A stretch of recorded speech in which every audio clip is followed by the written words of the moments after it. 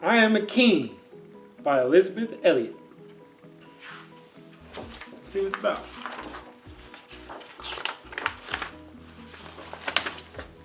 Amari, go get ready for bed now. It's getting late. Okay, Mom, Amari says as he scoots into the bathroom to brush his teeth. I'm ready for bed now, he yells from down the hall. Be right there, baby. And then I realize that I misspoke. He catches me. Mom, I'm not a baby anymore, he says emphatically.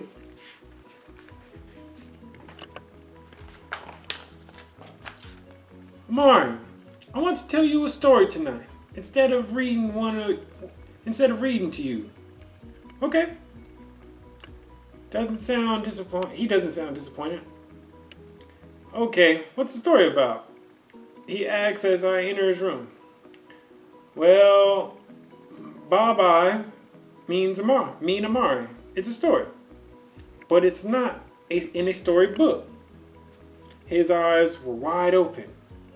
Did you memorize it? Well, sort of. When you hear it, I hope you'll memorize it too. Now settle in, son. Get comfortable. Here's the story. Okay, let's hear it. Touching his face, I admire his long eyelashes and charming face. I take a deep breath before I tell him the story that needs to be told. Amari, did you know our history did not begin with slavery? But that's not what they taught us in school. Unfortunately, son, sometimes people in positions of power don't want young black men like you to know the truth. The slaves weren't always slaves, you know. What do you mean? That's what we learned in history class. My son looks at me with the confusion of a boy turning to a young man. I wish I didn't have to deliver the truth like this, but I know it's the only way he will ever know who he is. I continue. I bet you didn't know that many Africans, our ancestors, were kings and queens.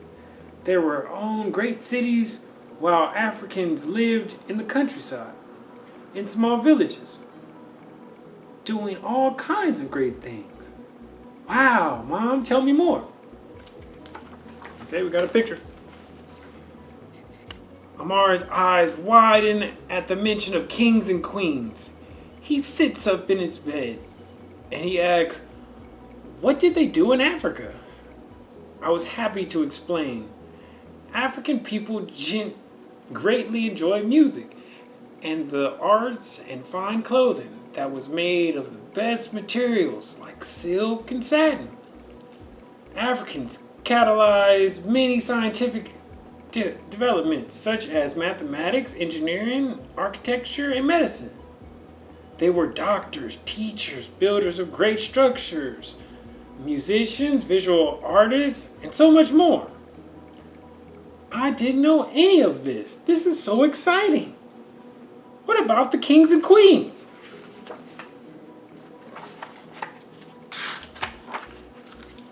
Yes, of course.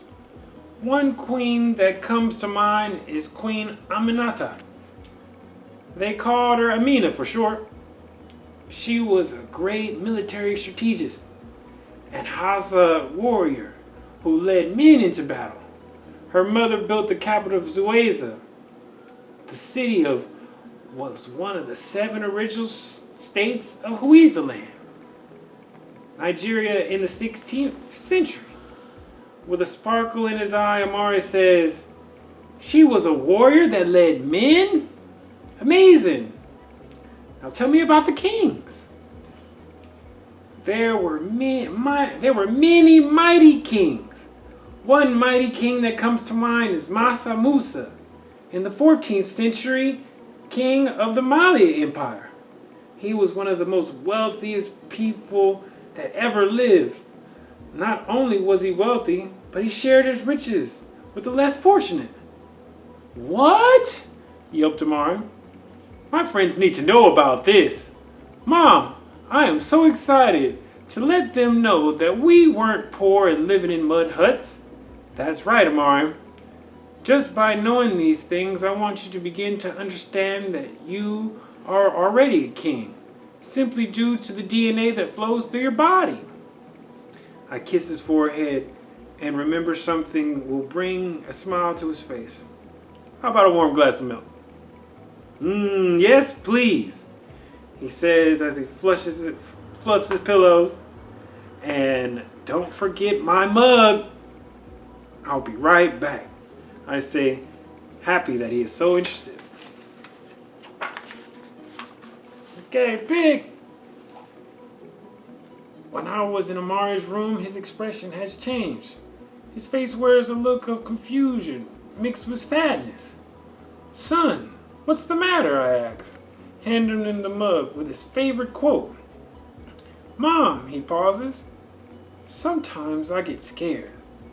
Scared of what? Did someone do something to you at school? There's a long pause.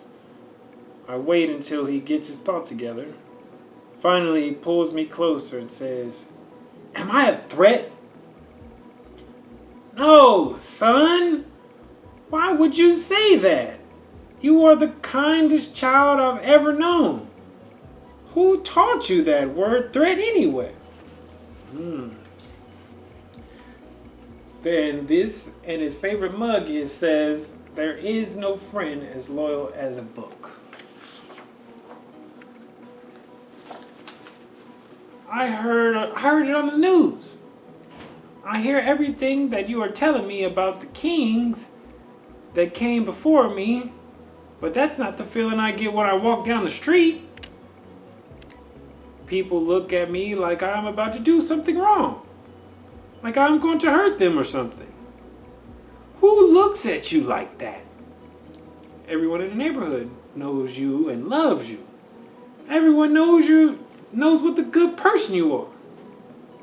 It's not around here, but places where people don't know me. It makes me feel bad. I take the mug out of his hand and put it in his nightstand. All I can do is hold him tight. I squeeze him hard, hoping he'll always feel my protective arms around him.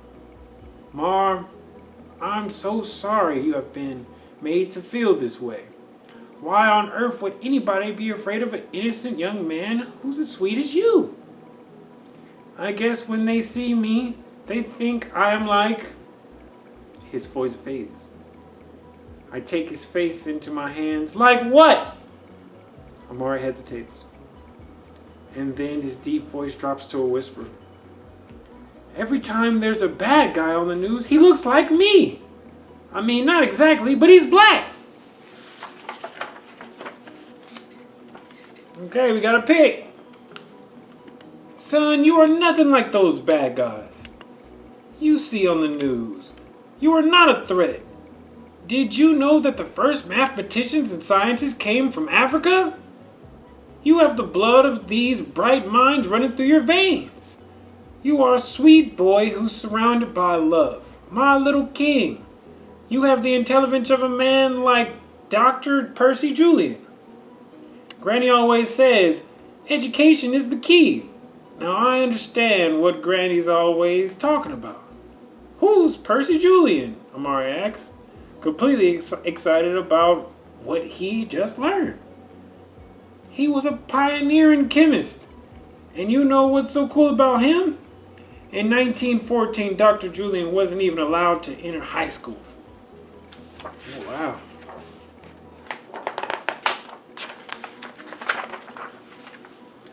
Amari's eyes widen. You know what? Dr. Julian fought back against discrimination and became educated anyway. He even went on to get a doctorate degree, which is the highest degree you can get in most fields. Dr. Julian was the first African American to get his PhD in chemistry. Really? That's so cool! He must have been brilliant! Yes, he was. Just like you are. And don't you forget it. You and Dr. Percy Julian were wonderfully and magically created by God to do great things. It takes a strong mind and heart to get past obstacles. Dr. Julian had challenges, Just like you feel challenged. Feeling challenged is normal, but you can't let the challenges hold you back.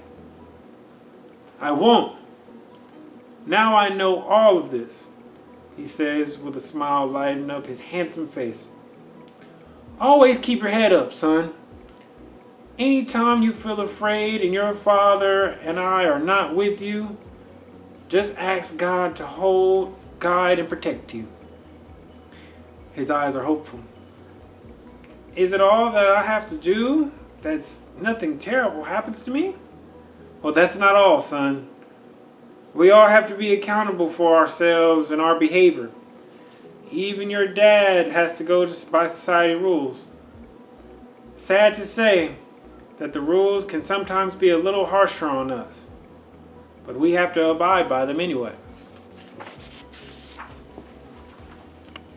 Shaking his head, he says, "What rules do you and Dad have to follow? You're grown-ups. You get to do whatever you want." Wrong. Grown-ups often have even more rules to follow than children.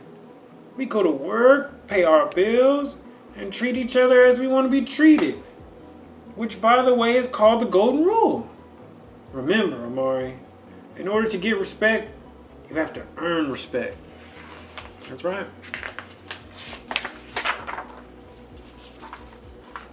What about all the bad things I've been hearing about the police? Aren't the police supposed to protect us and not harm us? Just like anything in life, there are good and bad people everywhere. I don't want you to think that all the police officers are bad. I know we have good police officers in our family, but I still worry about policemen that we don't know. What should I do if one approaches me? How do we know if it's a good officer or a bad one? I'm afraid that we won't. It all depends on how we react. You just have to remember what Dad and I have always taught you. You must remain calm and keep your composure. No speaking out of turn. Remember to keep your hands where they can see them at all times.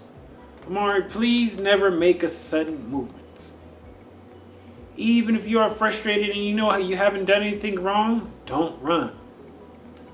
Amari, when you are dealing with an officer who's not so nice, you must remain respectful. If you do that, you will be stronger than the strongest superhero. Remember that too. Yes, Mom, I will. That's true. Do other kids have this talk about stuff with their mothers? This is a lot for a kid to worry about. All I want is to have fun and play with my friends. I know, son, but your goal is to make it home alive. So you must pay close attention to what I'm telling you. Amar, the mere sight of our beautiful chocolate brown skin means something different to everyone. For black people, our skin means that we all come from great kings and queens of Africa, who were powerful, strong, and intelligent people.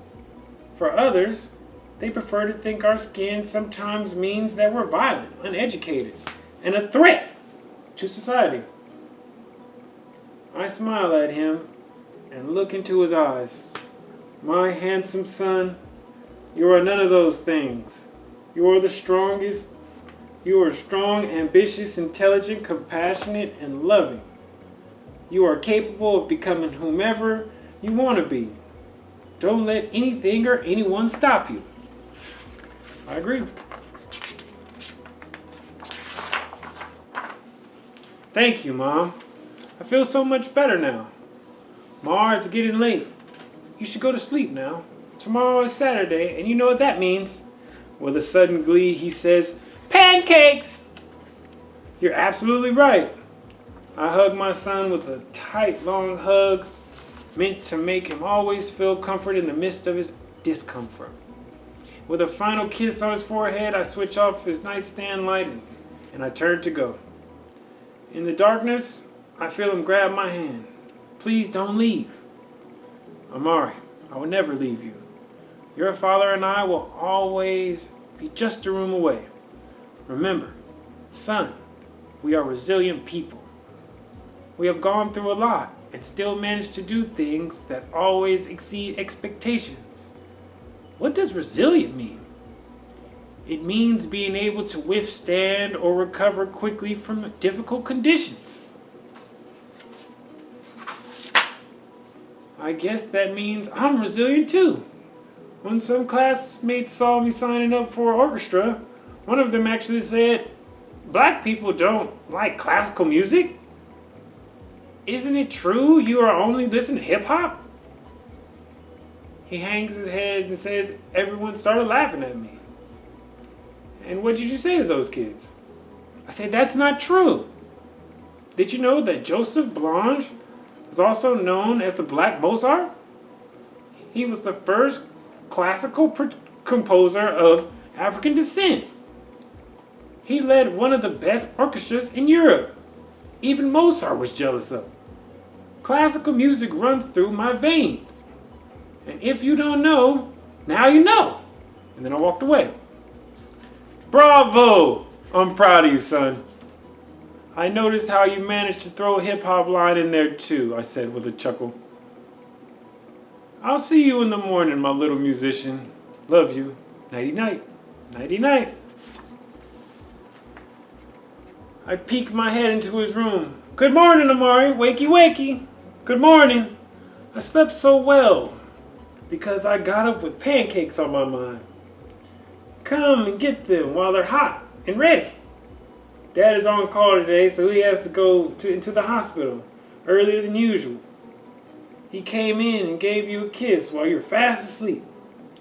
Cool, I can't wait to tell him about the things you taught me." As he walks with me to the kitchen, he excitedly says, "Can we talk more about our history?" Sitting at the breakfast table, we start digging into our pancakes. In between bites, I say, "Of course, son. What else do you want to know? Granny always talks about black inventors and their great inventions, like the 3 light bulb traffic lights. Are there any more? Many more. I like the improved ironing board, the refrigerator truck, and the automatic elevator doors. And you should never forget this one, just a hint, your favorite snack." I yelled, "Potato chips!" Amari says, "Our ancestors did all of that, even with all the challenges they face? We are powerful. I can't wait to tell my friend Jake about it. He loves potato chips. You know what? I want all kids to know the truth. I want them to know that black people are smart, strong, caring, and ambitious. No matter what anyone says, we have to believe it and hold our heads up high. All the stuff you, Daddy, and Granny are teaching me makes me feel renewed and really proud of us. I'm glad to hear that, son." Big.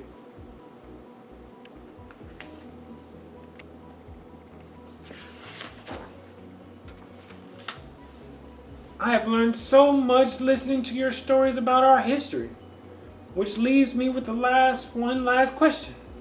With an inquisitive twinkle in his eye, he asks, "Why were we brought to America in the first place? If Africans were living so well in Africa, and why did we call them slaves?" I tell him the truth. The meaning of slave is quite difficult to hear, son. But a slave is a person who is a legal property of another and is forced to obey them. Our African ancestors were enslaved by Europeans. European settlers in North America saw Africans as a cheap way to get their work done that they physically couldn't do themselves. Africans were actually kidnapped and brought to America in 1619. They were enslaved and forced to work for free under horrendous conditions.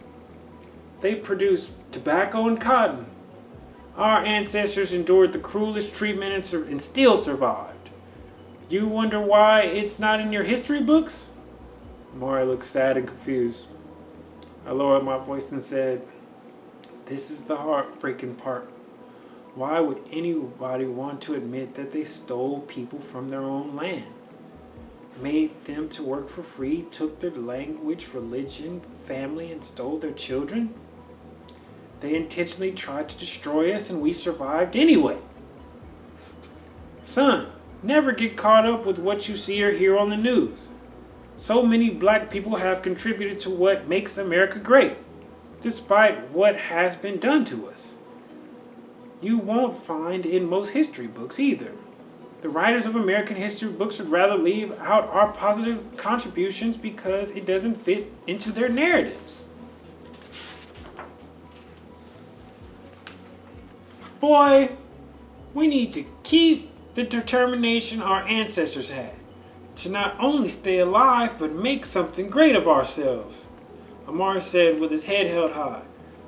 Precisely. Always draw from their amazing superhero strengths whenever you encounter life challenges. Also, each individual needs to be given a fair chance to prove that they are truly a good friend, neighbor, or associate. They made it, and so can you. They are part of you. You too will command your own destiny. Isn't that why you named me Amari? Yes, it is. Amari means commander in Swahili, a Bantu language spoken in East Africa. I wanted to give you a name that holds power, the type of power that moves you from the inside out. And you know what? I feel it. I love you and Daddy so much for teaching me who I am. I am a royal child of God. I am strong, fearless warrior, a violin player, a lover of anime, and a lover of all types of music, a chess player and future doctor. I am a king. Yay!